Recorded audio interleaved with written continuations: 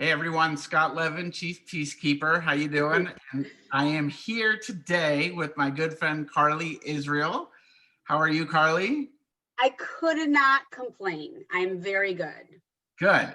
Carly is a co-parenting coach, a podcaster extraordinaire. Her Yes. podcast is called In Your Corner, and an author of Second and Inches. How are you? Seconds and I inches. think I I am asked that right. fabulous. Yeah, that's okay. I am in your corner divorce. If you want to find it's on everything. And all we do is we focus on how we get to make these impactful decisions about how to not mess up our kids.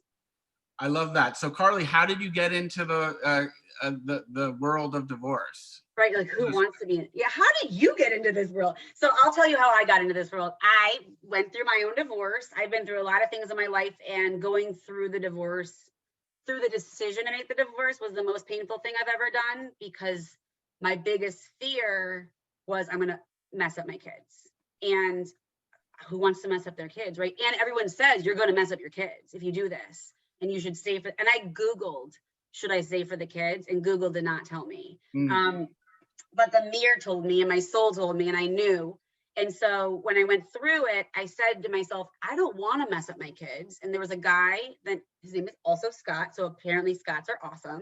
And he was successfully divorced 9 years. And I said to him, please tell me what to do.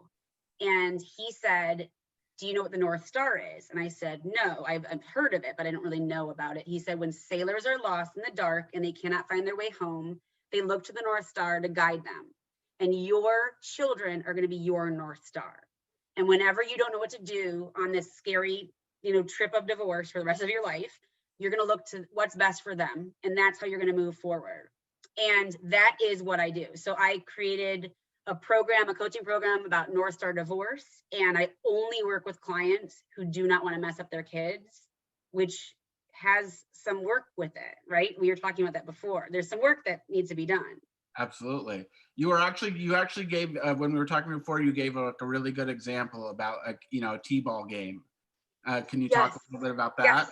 So I have two rules. The first one is super obvious. Everyone talks about it. You are not allowed to say anything negative about your children's parent in front of them, including if someone else is in the room and your children are in earshot, even if they're on digital, you shut that down.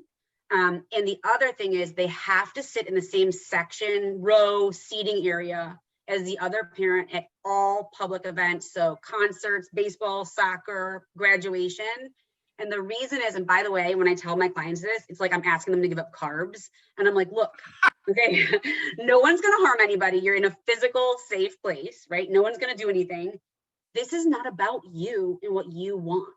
This is about your children. And if your kid is lucky enough to hit a ball, which is very hard to do, right? And they can make it to first base and they look up for 1 second to find their parents to get that attaboy or attagirl, you better be in the same space so they don't have to look in one area and then in another area, because you're so selfish, you can't sit near each other. That's so cool. I love that. And Carly has, I work with Carly in my practice. So she helps my clients form parenting plans so that when they come into mediation, I've read a lot about parenting, but I am not an expert. I'm more someone that can give a little advice, but depending on the kids' ages, how many, where you live, how far apart, it's not always black and white. So I like to send people out to parenting coaches and experts that can give solid advice. And one of the things, tell us, so you have the 5-session plan, but in that 5 sessions, you do the 2 letters written from the kids. Can you talk about those? Yes. That's so awesome. Yeah, I love it too. So I'm all about get rid of your garbage that's blocking you, because what everyone wants to do, and I'm sure you hear this all the time in mediation, they want to tell you the story of what happened and why the other person is wrong. And here's the truth. We don't care about your story. Like, your story doesn't matter anymore. It's over. Like, let's deal with the story and get through it, because it's about your kids, right? It's about and about you growing and becoming and having a renaissance and meeting new people and all that jazz. But after we get through the junk hallway, I make them write 2 different letters. They don't know they have to write 2. They think it's just one at first. It's kind of like, and this is 2 Jews talking, but it's kind of like the Ghost of Christmas Past.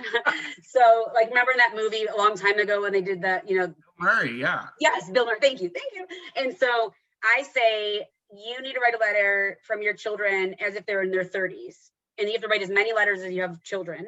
And each letter has to come from your children saying to you how you messed up their life, how you never were able to show up, how you always put them in the middle, how you always said negative things even though you didn't think you were, how you blamed the other parent and what that did to them in their current adult life. And then they have to read it to me, and it is brutal. Then I say, now you have to write another letter, same deal, but as if you made the decision right now to take the high road, to suck it up and smile, to be a Grammy award-winning actor and show up. I had to do that for 2 years before I believed it. And to just be a good human and get over yourself. So your kids get to have Halloween together and you don't have to miss trick-or-treating, and they get to go to fireworks together and their birthday dinners. And it's about two of you who at one time wanted to be together forever, for whatever reason didn't work out. Now your job for the rest of your life, not just till they're 18, is to parent and raise them. And so I say to them, which letter do you want to receive in 20 years? It's totally on you. And then they get to go forward with whatever that is. I can only help them get to one of them. Everybody else can get to the other one. And when people, what are some of the reasons that people choose the negative path when you present that to them? They're selfish. That's it. I know it sounds so simple, but they want to stay stuck in that story because that story is serving them in some gross way. And they're talking about the infidelity, or if you knew what would happen. So guess what? You're not together anymore. It's going to suck for a couple of years while you guys both figure out how to do this new world and co-parent and back and forth and all that. But guess who's going to suck more? Guess who's going to feel that pain more? Because when you're doing the miserable legal stuff and not using mediation, which I think is so much better, one of you is with your kids while you're getting a bad email, bad call, bad text. And guess who's going to feel that pain? You don't think that they're going to feel it because you think you're being quiet, but they hear everything. And it's painful for them. I couldn't agree more. And, it only gets more complicated, as you know, from personal experience and just in the business of divorce, is that, right now it's just between the core family unit, us and the kids. But what happens when you bring in stepmom, stepdad? I mean, it doesn't get any easier, right? Experience galore with that. So I am remarried, and my current husband has an ex, and my husband is what I call my ex because he was my husband. He's in a new relation, not new, he's in a relationship, lifetime partner. They're probably gonna get married. They're together all the time. And that relationship has been the only part of our Northstar divorce that's been not fun. And that is because the woman he's with is threatened by our co-parenting situation and feels left out and blah, blah, blah, and does not want him to show up how we said we were going to. So one of the things I do with my clients is called nuts and bolts. And we go over things to bring to you to say, look, Scott, we already figured this out. You don't have to even talk about it. Just let's agree upon this and write it in. For example, we told our 3 boys, we're going to have dinner with you on your birthdays once a year, just the 5, or the OG family. And they were like, sweet, we love that. But we didn't put it in our plan. And then when a new person came in and they didn't like that, because it wasn't in our plan, it's become an issue. And my youngest son is really unhappy about it and brings it up all the time. And there's nothing I can do other than to keep trying to work with my co-parent. But for whatever reason, it feels easier to follow that when it's already written. Then you can blame it on your divorce. You'd be like, look, it's in our divorce. What do you want me to do? Right. Yeah. And the other thing I would even met, I had it. Right. Yeah. This isn't about you. Right. And so the other thing I would say to people is, if you're with someone that is not okay with that, say goodbye. Because why on earth would you want to invite somebody into your family and your children's life who isn't okay with your kids getting to spend time with both of their favorite humans?